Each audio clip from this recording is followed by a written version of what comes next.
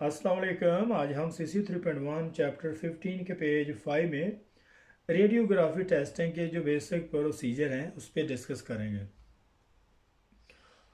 तो इसका जो नंबर 1 में एक्सरे और gamma radiation is imposed upon test object. तो जो एक्सरे है, गामा रेडिएशन है, इसको हम जिस कंपोनेंट पे टेस्ट कर उस पे जो इम्पोज करते हैं। नंबर 2 में radiation is transmitted in varying degree depending upon the density of the material through which is travelling. और रेडिएशन जो ट्रांसमिटेड हुई होती हैं और जो रेडिएशन जो ट्रांसमिटेड होती हैं वो डिपेंड करता है कि मटेरियल की उसकी जो डेंसिटी क्या है, जिस मटेरियल के थ्रू वो ट्रेवल कर रही है। और जो रेडिएशन जो ट्रांसमिटेड होती हैं ये डिपेंड करता है कि मटेरियल की डेंसिटी क्या है।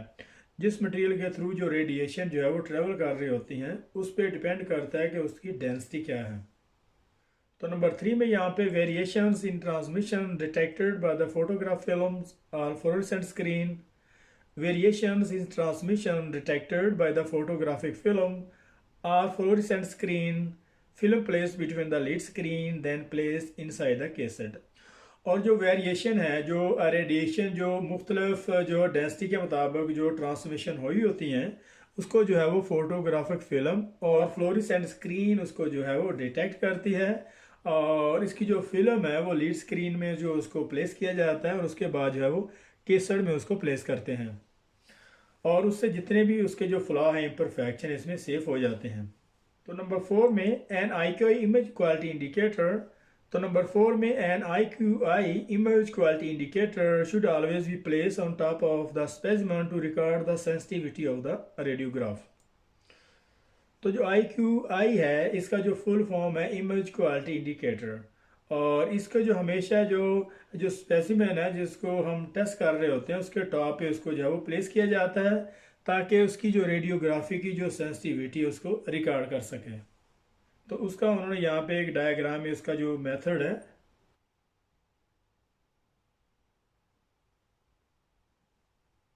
तो एक्सरे का यहाँ पे एक मेथड इस डायग्राम में यहाँ पे उन्होंने एक दिया हुआ है। तो इस कंपोनेंट पे सबसे पहले उसने जो लोड है फिल्म केसर को यहाँ पे लोड किया। इसकी जो फिल्म है केसर में लोड की हुई है और टॉप पे इसका जो आई क्यू आई है, यहाँ टॉप पे इसका जो आई क्यू आई है उसको जो टॉप पे उसको यहाँ पे सेट किया हुआ है और उसकी जो रेडियोग्राफी की जो सेंसिटिविटी है उसको रिकॉर्ड करने के लिए। तो फिल्म जो केसर में प्लेस करने के बाद उसके बाद उसका आई क्यू आई यहाँ पे उन्होंने जो टॉप पे यहाँ पे रखा हुआ है और उसके बाद जो उसका जो एक्सरे सोर्स है वो वहाँ पे अप्लाई करते हैं। और एक्सरे सोर्स अप्लाई करने के बाद इसके जितने भी इम्परफेक्शन है यहाँ पे इसकी जो फिल्म है यहाँ पे सेफ हो जाते हैं। और उसके बाद आप यहाँ पे इसको देख सकते हैं कि इसका जो लेटेंट और हिडन इमेज जो जितने भी उसके जो इमेज हैं वो नीचे फिल्म केसर में जो है वो रिकॉर्ड हो चुके होते हैं। और उसको आप जो है वो इस तरीके से इसकी जो रेडियोग्राफ की जो फिल्म है उसमें आप जो है यहाँ पे इसको चेक कर सकते हैं, उसको डिटेक्ट कर सकते हैं।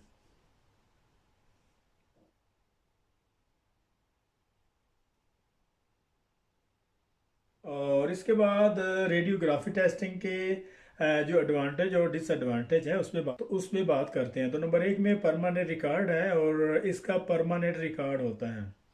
जैसे कि दूसरे मेथड हैं जैसे में डाई पेंट है या फिर एमपीआई है तो उस मेथड में इसके जो रिकॉर्ड हैं वो सेफ नहीं होते, लेकिन अल्ट्रासाउंड में इसका जो परमानेंट रिकॉर्ड होता है सेम एज ए जैसे एक्सरे की फिल्म होती है सेम उसी तरीके से इसका जो है वो रिकॉर्ड होता है। तो नंबर 2 में यहाँ पे most material can be detected, most material can be tested, तो बहुत सारे मटेरियल को टेस्ट किया जाता है। तो नंबर 3 में डिफेक्ट इंटरनल फ्लॉ, और इसके जितने भी इंटरनल फ्लॉ हैं उनको डिटेक्ट किया जाता है, जैसे दूसरे प्रोसेस में ऐसा नहीं है जैसे डाइपेंड है।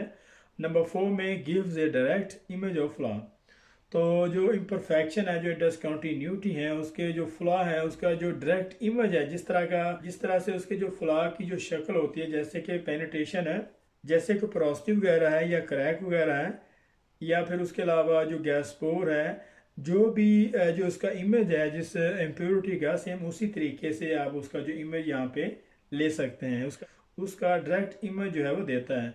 नंबर 5 में fluoroscopy can give real time imaging. तो नंबर 1 में इसके जो डिसएडवांटेज हैं जिसमें स्किल इंटरप्रिटेशन रिक्वायर, तो इस मेथड में इसकी जो स्किल इंटरप्रिटेशन एंटिटी का जो ऑपरेटर है उसकी स्किल इंटरप्रिटेशन रिक्वायर होती है। तो नंबर 2 में access to the both side require.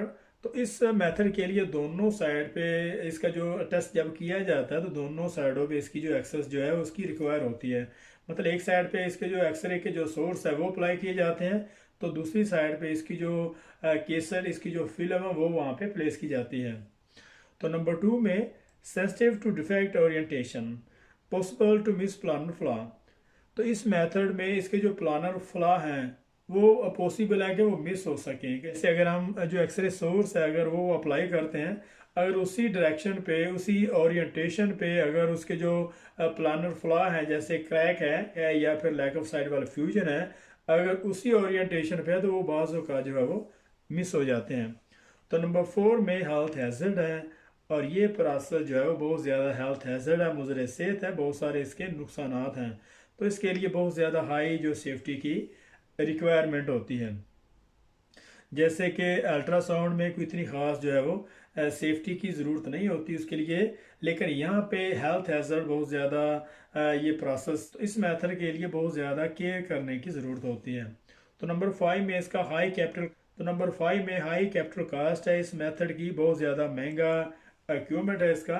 तो यहाँ पे बहुत सारे क्वेश्चन जो है वो बनते हैं, और ये जो मेथड है ये डायरेक्ट इमेज ऑफ फ्लॉ देता है। जो भी इम्परफेक्शन जो डिसकंटिन्यूटी है अगर वर्ल्ड में पाई जाती है तो सेम उसी इसकी जो इमेज है, सेम उसी की जो पिक्चर है उसी तरीके से जो है वो शो करवाता है कि इसमें पोरोसिटी है, क्रैक है, या फिर लैक ऑफ साइड वाल फ्यूजन है, या जो भी इम्परफेक्शन है वो सेम उसी तरीके से जो है वो फिल्म में शो करवाता है।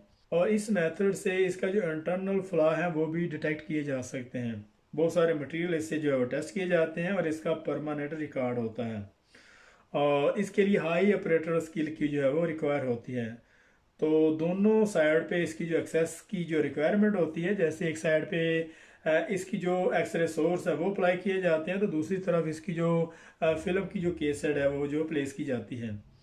तो इसके जो प्लानर फ्लॉ हैं, तो इसके जो प्लानर फ्लॉ हैं वो मिस होने के चांसेस होते हैं अगर हम इसके जो एक्सरे सोर्स हैं अगर उसी डायरेक्शन पे उसी ओरिएंटेशन पे अगर अप्लाई करते हैं, और इसके साथ ही इसके जो प्लानर फ्लॉ हैं अगर वो भी उसी डायरेक्शन में है तो वो जो है वो मिस हो जाते हैं। और ये बहुत ज़्यादा नुकसान देने वाला जो है वो प्रोसेस है, और यहाँ पे बहुत ज़्यादा केयर करने की ज़रूरत होती है, और ये बहुत ज़्यादा महंगा भी है। तो यहाँ पे हमारा नॉन डिस्ट्रक्टिव टेस्टिंग में जो 15.5 का जो पेज था यहाँ पे ख़त्म हो रहा है। तो मिलते हैं नेक्स्ट पेज में, तब तक के लिए अल्लाह हाफिज़।